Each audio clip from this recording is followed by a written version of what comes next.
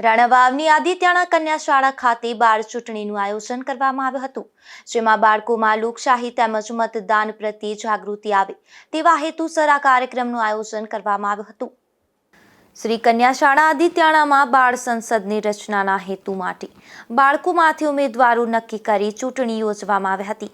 લોકશાહી પ્રણાલીમાં બાળકો પણ ચૂંટણી પ્રક્રિયાથી વાકેફ થાય તે હેતુથી આ કાર્યક્રમ યોજાયો હતો. બાળ સંસદનું નિર્માણ કરવા માટે મોબાઈલમાં જ ઈવીએમ મશીન માટેની એપ્લિકેશનનો ઉપયોગ કરી બેલેટ યુનિટ અને કંટ્રોલ યુનિટનો ઉપયોગ દ્વારા ચૂંટણીનું આયોજન કરવામાં આવ્યું હતું. આ ચૂંટણીની સમગ્ર પ્રક્રિયામાં બાળકોમાંથી જ પ્રમુખ અધિકારી, મતદાન અધિકારી, પટ્ટાવાળાની નિમણૂક કરવામાં આવી તથા સમગ્ર ચૂંટણી પ્રક્રિયા હાથ ધરવામાં આવી હતી.